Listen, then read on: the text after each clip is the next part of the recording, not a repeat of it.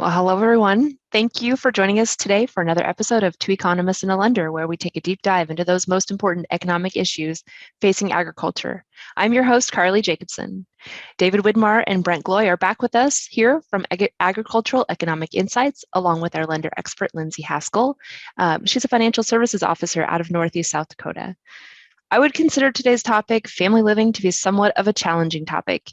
It's easy to put our heads in the sand about family living expenses, and quite frankly, it can feel personal when family living is blamed for stress in the operation. Today, we're going to talk about some foolproof ways of staying honest and alert when monitoring family living expenses. So, a couple of quick housekeeping notes. I'm excited to be here today on the second anniversary of our first episode in the series. So, whether you've been with us since the beginning or checking us out for the first time today, we want to thank you. I know my perspective and mindset has improved just for being a part of the series. So, Brent, good to have you back, 24 episodes strong. Yeah, it's a little bit hard to believe, Carly, that it's been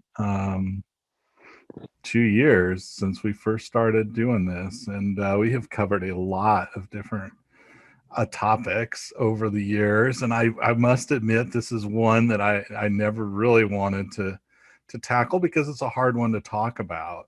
But I think we're right to do it because it's super important. And I'll never forget, when I was in college, one of my professors once told us that there are two sure ways to become rich, and that was to make more than you spend and do it for a long period of time, and second, to spend less than you make and do it for a long period of time. And I thought, oh, haha, that's real funny, but honestly, there's a lot of truth and a lot of wisdom to that. And family living can be really, really important in our operation because when you think about it, if we want to have resources to grow our farm business, we have to have excess savings in there, and we can use those savings for a variety of things and grow our business and plan for our retirement. We can take the family vacation, and all of those things are super important to do over the course of your life. And so what we wanted to do is just talk a little bit about the economics of family living, give you some ideas about how to better think about it in our operation. Because one of the things that I think is that these fixed expenses, and many of our family living expenses are just that, they're fixed, and they're difficult to measure, and they don't change much year to year. But over a long period of time, those little changes can really add up and kind of be a little bit surprising. And so just think, what did a car cost 10 years ago versus what it costs today? And that inflation of that car has probably only been 3 or 4%, but in dollar terms, those get really large over time. And so we want to help you think about how to manage that and how to keep a handle on it and keep a good estimate over it going forward, because this can create a lot of tension in the farm business, especially if we have multiple families in one business. Kind of operating family living expenses can be a source of tension. And I think it's important just to have a better understanding of it. Second, it's very personal, and everybody's going to make different decisions about how much to consume today and save, and all of those kinds of things. And so we're all different, and it's personal, and these are personal decisions we have to make. So it's not that we can't tell you what the right trade-off is, but we want to at least admit that it's personal. But we want to start by getting a sense of what they are, so that we can measure and take some of the emotion out of it. And unfortunately, I think too often these things get put in that bottom drawer of our desk, the too hard drawer, where we put those things that we just don't really want to work on, or we don't know. And I said, it's kind of a little bit like, me with the dentist. I don't like going to the dentist, so I don't go. And then you don't go for a year, and then you don't go for 2 years. And it gets harder and harder and harder to go because you put it off for so long. It's just one of those things we want to pull these things out of that too hard drawer and get to working on them right now. So the first thing I'd like you to do is take out a piece of paper. And if you're sitting at your desk, take out a piece of paper and a pencil and write down the answers to these three questions. And these aren't, it's quiz isn't going to be graded. It's no big deal. But what we'd like to do is at least get you thinking about this. And one of the ways to get you thinking about it is to exercise that muscle that in your brain that makes that pencil move. And what is your annual family living expense? So, some of you may know right off the top of your head. If you don't, let's put an estimate of it down. Second, do you think you're above or below average in your family living expenses? And third, what do you think that average expense is in dollars per year? So for an average family, what do you think the family living expense is? So 3 questions. What's yours? Are you above or below? And actually, what do you think the average is? And then we have a poll for you. We're going to actually have you answer this one on the computers. That's well, I good. never expected this outcome. No way on earth. I don't know how on earth that happened. That is crazy. We have a very good group here. They are literally very representative of everyone out there. 50-50. Very impressive. That is an awesome distribution. David and I were betting before, and I'll be honest, I think we're usually pretty good at this, guessing what the responses will be to these polls. And we were both guessing that most people would say they were below average, like 60 to 70%. So you surprised us a little bit today. And we'll talk a little bit about that in the Q&A section. There's an idea that makes us better, a mental model that we use a lot. And so we'll talk about that a little more towards the end of this. But it's really important, and Brent mentioned earlier, the too hard box. There are oftentimes really high returns for tackling those really hard projects, those really hard concepts. And so the goal of putting this together for you today is to say, hey, this is something that it's difficult, but if you pursue it, we want to give you some ways to start pursuing that. We think it's going to be very high value for you, and it's going to pay off really big dividends. And so to kick this off, we have split this topic into kind of two buckets, 2 ways to think about it. The first one here is, what are all the resources that your family consumes? So this is your total family living expense. And in a little bit, we're going to talk about what share of that number does your farm need to contribute. But right now, we're just going to do this is a kind of a bean counting exercise. What are all of the resources utilized by the family household? And what makes this difficult, as Brent alluded to, is there are some hidden variables. The first one off the bat are shared expenses. So there might be business-owned vehicles that you use in your day-to-day job on the farm, but you can also use those for going to town or going to a ball game. And so similar for utilities, there might be one electric meter to the house and the farm and the barns and the grain bins. And how is that shared? Similar with property taxes.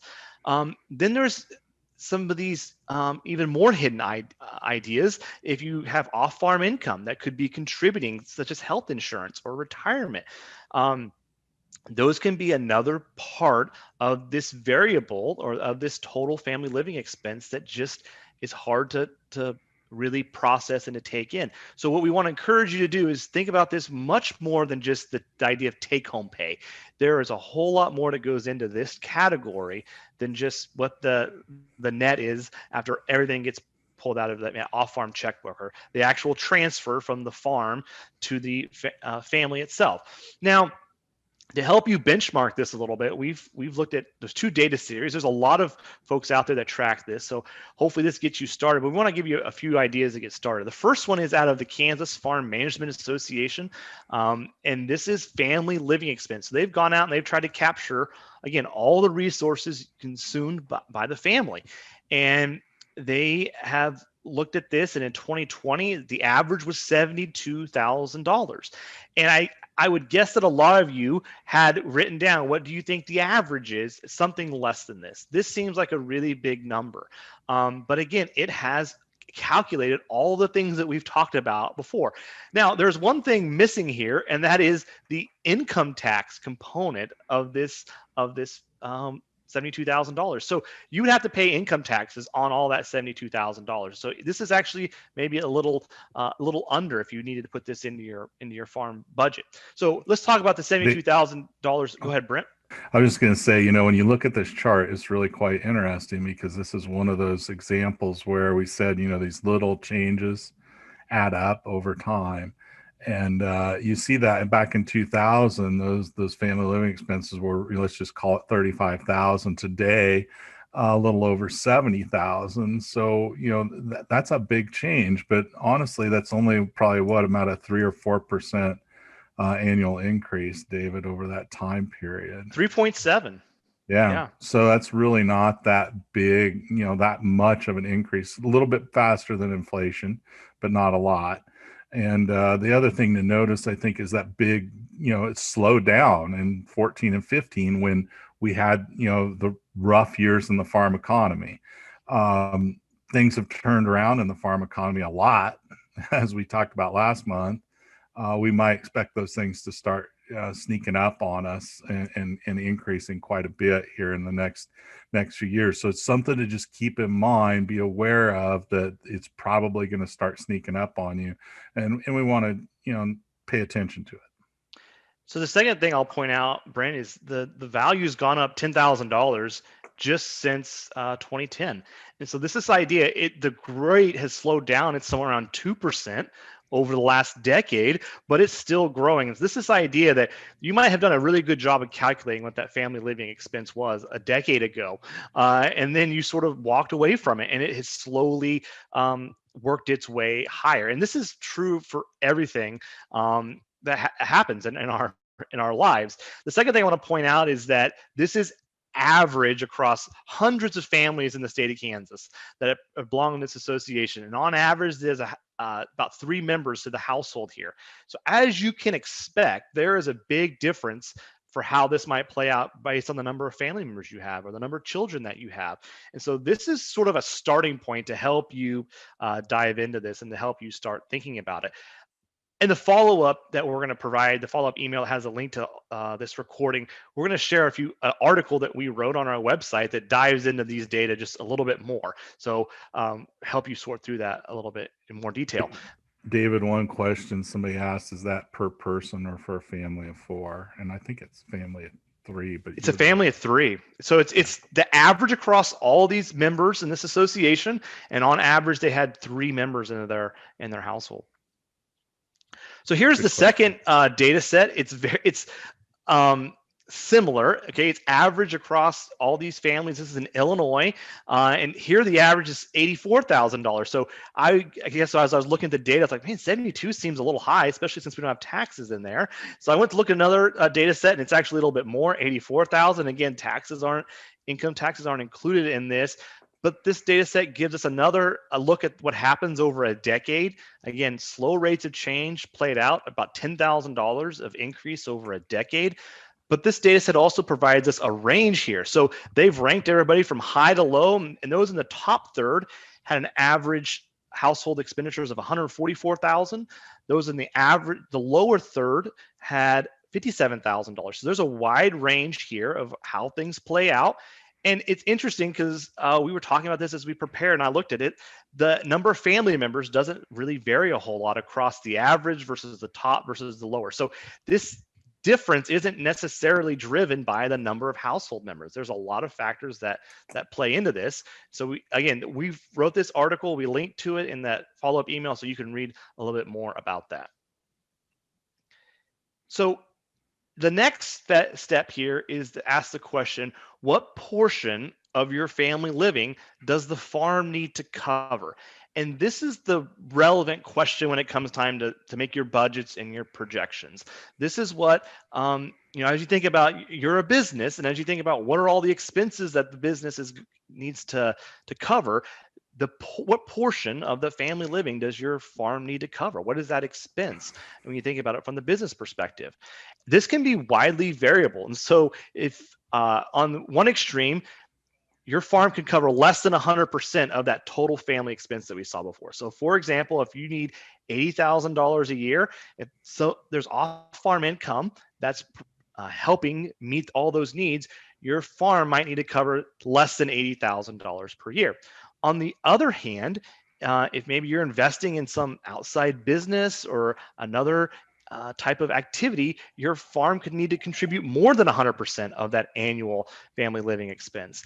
And finally, the third point is in some cases, that family living obligation that your farm needs to cover could be negative. So if you have a significant amount of off-farm income and maybe you're a young producer looking to grow in the operations, especially over the long term, this could be a way that maybe you're investing in that operation to help it grow. So the point here is to separate this idea of what is it that my family uses and consumes in a year, and then what do I need to what portion of that needs to come out of my farm business.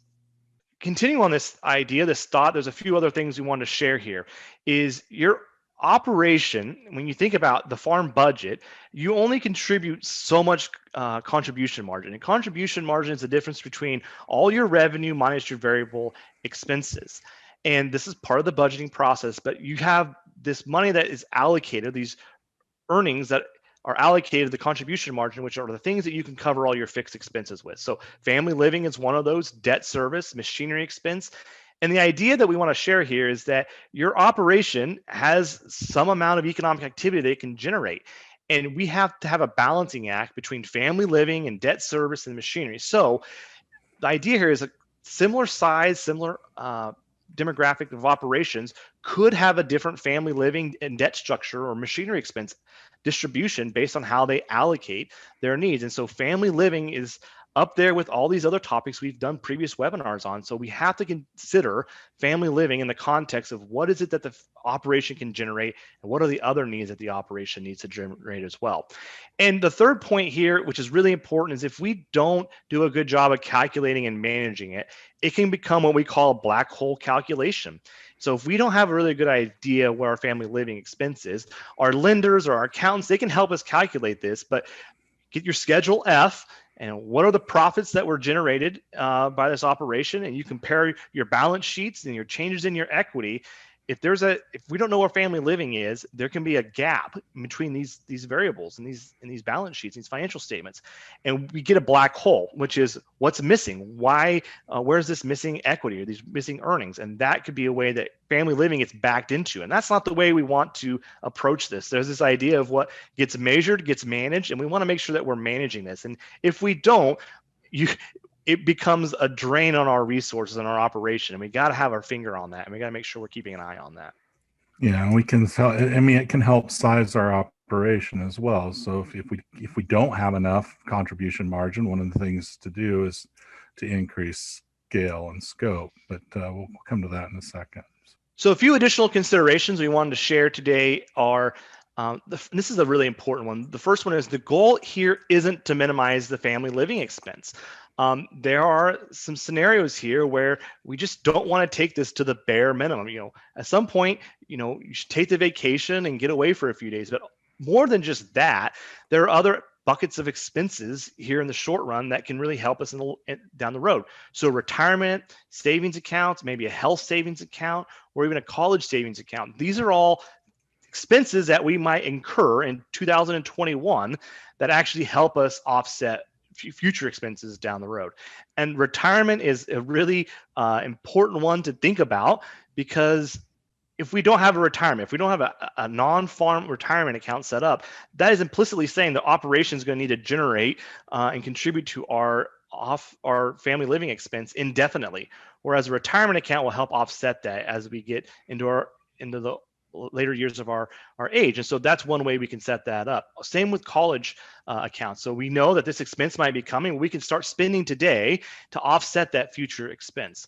Another way to think about this is short-term versus long-term trade-offs. So if we want to renovate a kitchen here in 2021, we have some decisions. We can either take the big hit of that expense and pay it all this year, or maybe we might get a loan and pay that out over several years.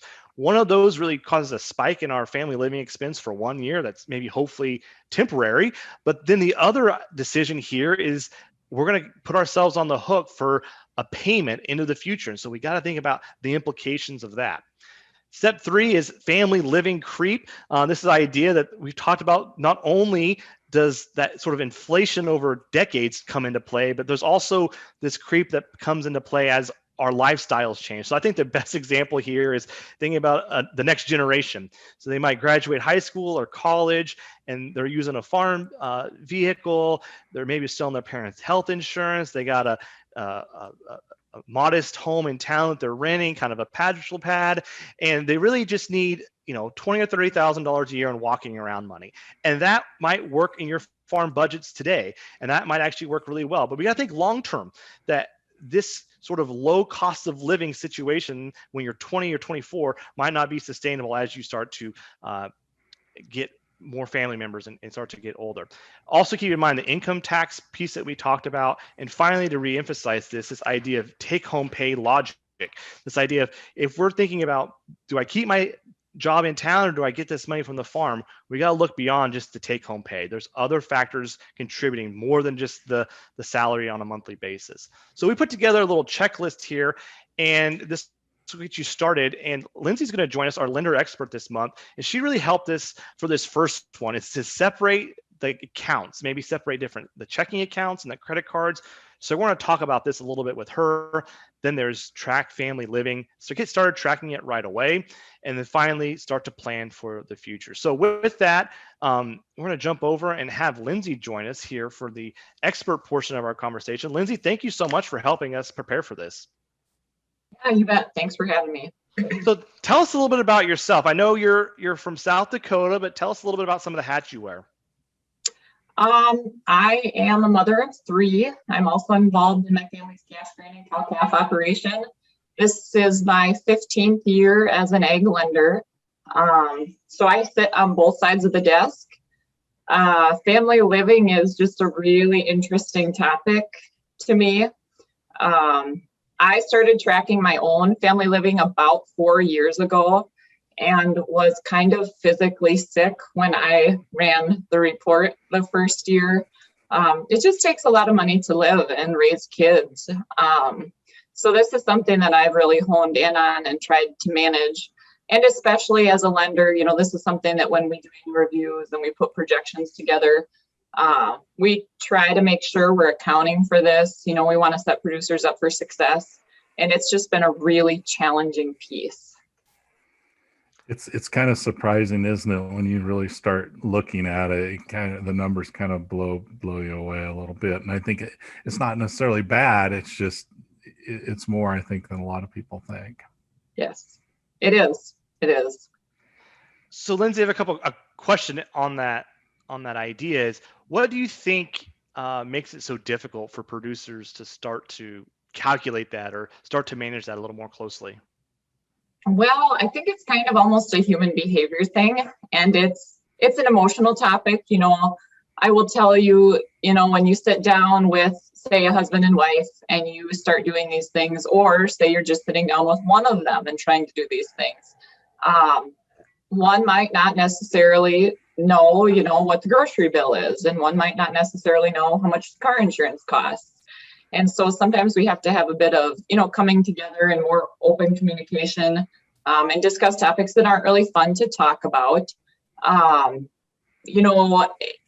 As a lender sitting at a desk with producers, it can be a tough conversation. If we find as we're going through things, maybe one of the spouses has, a high amount of credit card debt that the other spouse isn't aware of. And so they may think their family living expense is relatively low when in reality, it's higher than they think. And so it's really an emotionally charged topic. And it's one of those things that if you've never tracked it and you've never taken the time to look at, month to month, what your expenses are, you just kind of bury your head in the sand and don't want to. And it's one of those things that is easy to put in the bottom drawer. And it's just useful to start, though, right? Let's just get a baseline started, as opposed to, not going into it saying, well, there's a problem here one way or the other. It's really good. Let's just at least get a baseline going forward. So thinking about getting started, I'm curious, Lindsey, about some best practices that you've observed. And the first one I want to ask you about is separating the personal and the business checking accounts. Is it common to separate the personal and the business checking accounts? It's not as common as I would like it to be. I think people get very used to, for 30 years, we've operated out of one account, and we don't want to break that chain of this is how we do it. There is, a segment of producers that do keep a separate household account. That is probably one of the easiest and quickest ways to get started with tracking family living. If you transfer, say, $5,000 a month from the farm into that family living or household account, and you find you can't live within that, then you have a better grasp of what my family living expense really is. And so that's probably the quickest and easiest way of doing it. That does make people uncomfortable because it holds them accountable to that. And it's measurable, and numbers don't generally lie. But it's not as common as we would like it to be, but that's a really quick and easy way to get started in tracking it. So I want to remind viewers to submit their questions to the Q&A. We'll get to all those in the overtime piece, but Brent and I are economists, and so sometimes we like to study human behavior as microeconomists. And so this idea of just moving the money from one account to the other account is one of those, it seems like it's not that significant of a thing, but it really starts to change the behavior of how we think about it. So I think that's a really good piece of advice to reiterate and for you to share. And I appreciate that, because I think it's oftentimes an easy place to get started. I think you even said that as a lender, you would be more than happy to help producers get that process started. Yeah, absolutely. Absolutely. If you can establish those separate accounts, we think it should be so easy to track. I mean, if you're reconciling your accounts, your statements at the end of the month to see, where you're sitting income and expense wise for the farm, you should be able to do the same for the household. But a lot of that stuff just kind of doesn't get accounted for. And a lot of people aren't truly reconciling.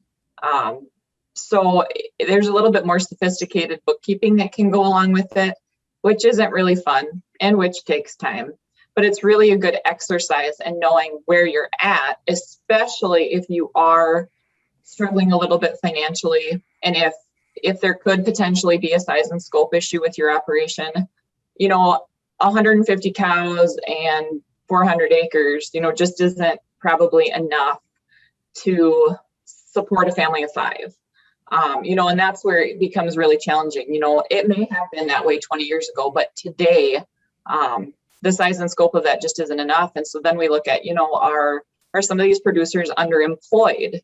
Do they need to seek some sort of farm or non-farm income to subsidize family living if the farm just can't support that? And sometimes that's where it comes down to, is once we can kind of pinpoint what family living expense is, and there are certain things you just can't go without. I mean, you have to have groceries, you have to have gas, you have to have insurance. So it's kind of a starting point for a lot of things in analyzing people's enterprises within their operation.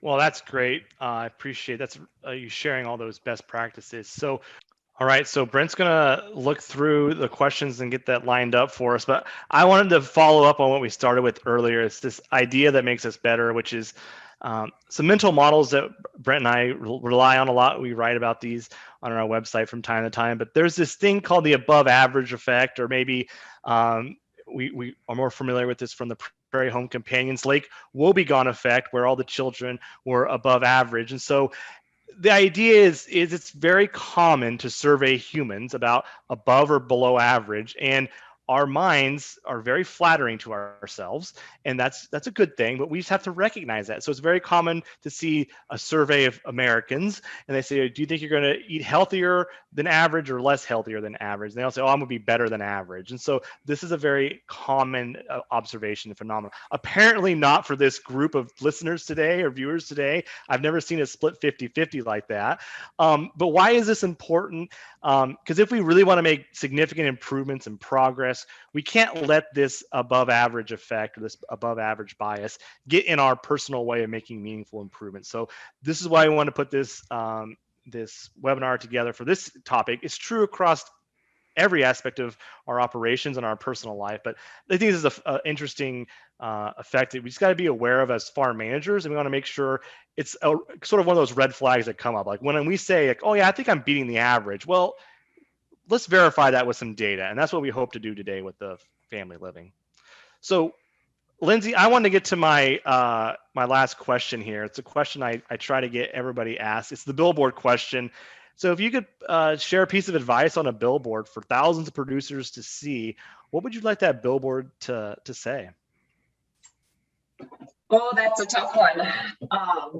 Well, for 2021, I would probably be very brief and I would say, don't spend it. You know, since we've had the price rally, you know, we've seen $7 corn again, we've seen $16 beans. It is remarkable to me as a lender, the number of requests for shop loans, new equipment, bins, you know, that we have seen, because that rally in price just absolutely creates that level of optimism, and we're going to have this ability to cash flow. And people have really short memories. You know, we've had $3 corn for, you know, a pretty consistent period of time. And so now we have such an opportunity with this rally in price to rebuild liquidity, to kind of pad those coffers and help that financial statement stay healthy. Perhaps we will have $9 corn at harvest. You know, if I knew, I wouldn't be here. But I really think, you know, just trying to maybe heal up a little bit for some of these operations, get back in a pretty comfortable, solid position would be good. So don't spend it would be my billboard. All right. Yeah, I think that's good advice, Lindsey. It fits really well with the question that we have, which is earlier you showed a chart, you know, with the rise in family living expenses between 2000 and today, and they're asking why, you know, it went up pretty steadily until 2014, then basically flattened off. Why? Was it inflation? What was going on? And I'll take a quick crack at it, and you can probably add some more commentary to it. Is that, you know, that is roughly a time period when the farm economy kind of went in the tank, and you know, you could just see the tough times from like 15 on in that chart, and where, you know, I think people really were trying to cut back, trying to, you know, get by because we just weren't making as much money during that time period. And now, as you've pointed out, we're in a different situation. And David and I did some analysis the other day, and I think, you know, even with the decline in commodity prices that we've seen, which corn is off, you know, what, 70 cents from its high new crop corn, you're still looking at contribution margins that are among the highest we've ever seen. So there is a lot of potential profitability there right now. And again, farmers are going to have the decision of what to do with that. And one of the things Lindsey's kind of encouraging people is let's use it wisely. Enjoy it. I don't think anybody's saying don't enjoy it, but at the same time, I think, you know, let's be prudent in how we manage it. I think the other thing to take away from that data are even when we were, you know, maybe holding back and trying to tighten the belt, quote unquote, we only saw $5,000 of adjustment from the high to the new low between 2014 and today. And I think the takeaway there is that once those expenses get brought in, it's hard to pull those out. And so we want to be careful in times like today when there are strong profits that costs are going to go up. Family living will probably creep up a little bit and all costs will go up, but it's difficult to pull those back down, especially on the family living side of it. And so that's one of the takeaways I think we should think about from this chart is once they go up, it's really hard to pull those back down for a whole host of reasons, especially on the family living side. Yeah. So Lindsey, one of the questions I had for you is, as you're dealing with a lot of different families, what do you think is a reasonable number for a family of three? I don't know if you can give me that number, but let's say a family of four with kids in, you know, middle, grade school to high school, what kind of numbers should you at least be thinking about in their budgets? So, I would say for a family of four in South Dakota, probably about $75,000. So right in line with that data that we showed. Yeah. And, it really depends on if you are paying health insurance privately or if a spouse does have, employer subsidized, healthcare, because that's just a really big piece of it. And these are some of the things that are really important to think about is what are those differences across, operations and things, do they have the retirement taken care of somewhere else? Do they have the health insurance somewhere else? Do they, is there another income somewhere else? I think all of those things can really be impactful on their personal financial picture as well, right? How big is the range, that you see? I mean, you see some really extremes, because honestly, I think of farmers, a lot of them I know are actually pretty darn frugal. I mean, everybody goes to the conferences and talks about, the person with the really high family living expense on the farm or whatever, but I would say a lot of them are living well below their means. And what is that accurate or not? Yeah, I would say so. I mean, there are definitely some operations out there, in 2020, 2021, I would say even for just a husband and wife, you're probably going to be at least $50,000. I mean, and that's when, pretty much everything in life is paid for. There's no car payment, there's no land payment, it's just strictly, and they're probably very frugal livers. I mean, not high living at all. I've easily seen a range family living expense, over $200,000 as well. And that's, a lot of travel, a lot of toys, lake homes, and some operations absolutely can and should, be able to enjoy those things. If there are challenges, that's some of the things though that you need to look at and rein in on though. One of the challenges I think can get really tough is you have multiple families. One family, one account, all the family living coming out of one account. Hey, talk to us a little bit about how to do that, how to think about that. How can you, what's some best advice for that kind of a situation? That is a really sensitive subject. There's a lot of operations that I work with that might be 2 brothers and 5 sons. And everybody, let's say, gets, certain percentage of the pie, depending on how that works. You have to be very good in what I would call strategic leadership and actually operate your business, your farm like a business and be very open on that, or you're going to have probably a breakdown in communication and the ability to work together. I've seen operations where say, there's 5 brothers and 2 of the wives work and they provide off-farm income. Well, if they're doing the insurance for the other 3, if the farm is subsidizing that, then the other 2 are getting reimbursed. There are a number of ways of doing that, but the most important thing is to make it black and white and not have gray area in that, because unfortunately, in any business, there's a lot of dysfunction. But especially in these family farming operations, there can be a lot if it's not treated like a business. And I've always said the farmers in the state of South Dakota, they are larger than 90% of the businesses on Main Street in Sioux Falls. And those businesses generally have a staff that handle these things for them.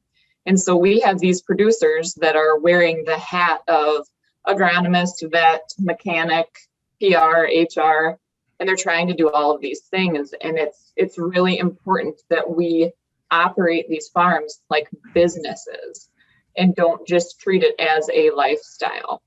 And so I think we really need to have kind of a shift in human behavior if we want these operations to be successful long term. Right. And even that lifestyle thing, even if you operate as a lifestyle, it works okay as long as everybody's got the same vision as to what a lifestyle is, right? where you get into real big differences of opinion over what is an acceptable lifestyle, that can cause a lot of problems. Special thanks to Lindsey for joining us and helping us think about this. As Brent said, this was kind of in our too hard box over the last 2 years of episodes. So I'm glad we got to it. I think we had a good topic and a good guest. So thank you so much, Lindsey. Carly, let's finish this up. Yeah, absolutely. Thank you for tackling the topic. I've been wanting to do it for a while, so I appreciate you going in with me on this one. So that'll do it for another episode of Two Economists and a Lender. Thank you to Brent, David, and Lindsey for leading today's conversation. And for you in the audience, thank you for joining us. We look forward to seeing you online again next month.